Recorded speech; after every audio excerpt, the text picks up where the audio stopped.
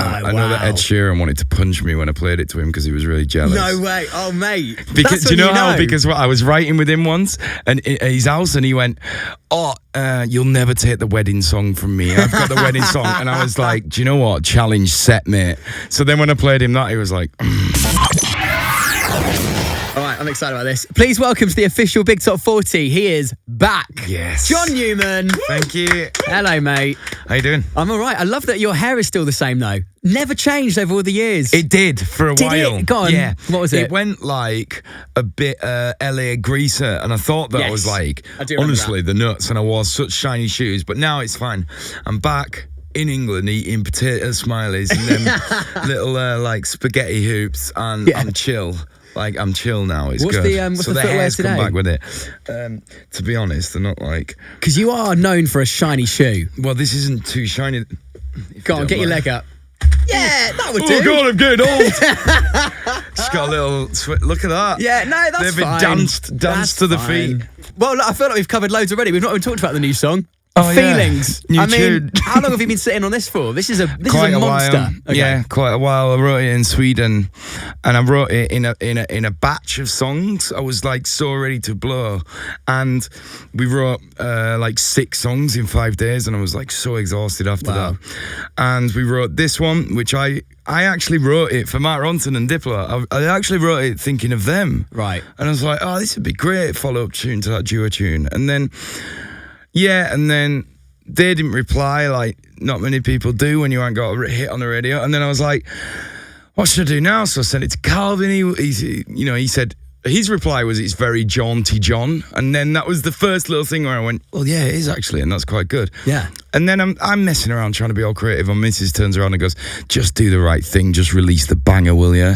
And she was like, that's your single. So did no part of you think this should be mine? It was just so dance. Yeah. It was like so not me.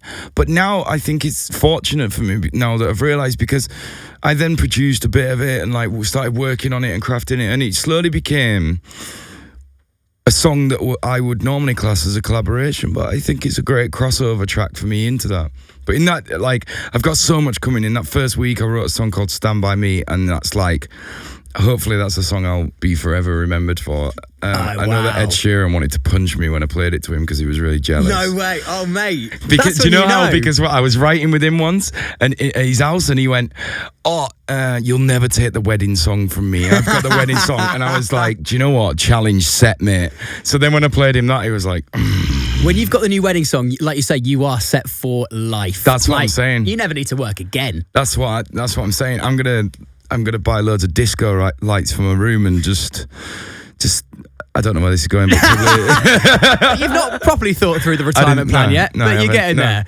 Well, you've got married. You just mentioned that. Congrats on that. Yeah. How is married life? It's for you? banging. Like, it's well good.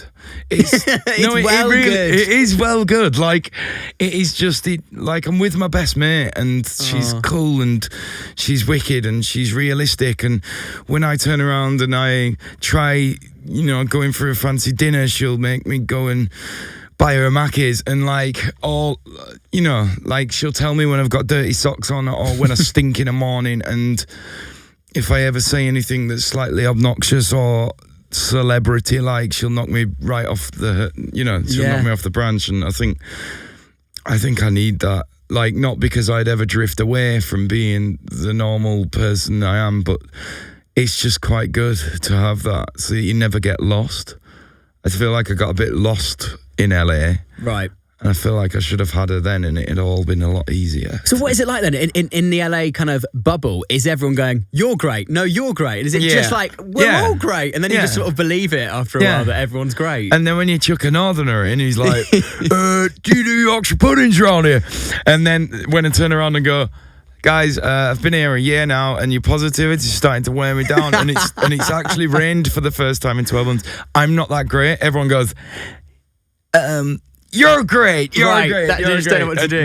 No. So then you're like, I need to go home and put a Lycra Spider-Man outfit on and sit and watch The Simpsons for 9 hours straight whilst my mum makes me baked beans on toast. That sounds like a true story. It's not far off, to be honest.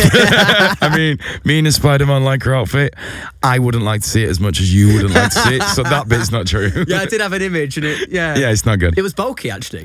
Thank you. I don't know why I have to admit that. Look, we're going to see where your new... It is true. If I say it on the radio, it's got to be true. We're going to see where your new song charts in just a bit. John Newman on the official Big Top 40. Thank you so much. Our next song today comes from our guest today, John Newman.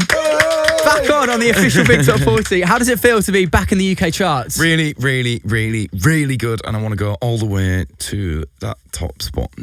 That's so broad and you've got to, man. But I want to. Like, I've done it before 3 times, and I watched Louis Capaldi the other day. Yeah, what a guy.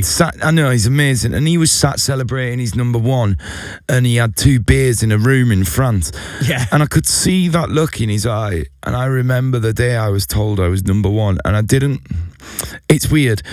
I could see the look in his eye, and I felt the same way, and it was incredible, that feeling. But I know that if I was to get it again now, like, I've got this quote in my studio that is, a calm sea never makes a skillful sailor, and that is what music is. There's so many ups and downs, and you go through so much great news and bad news and awful news and incredible news, and then I know that now, if I was to get a #1 now, I'd probably run through Leicester Square with no clothes on, to be honest.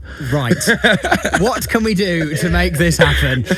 Again, why am I sound like I'm enjoying that? You sound like. And why do I keep setting this up?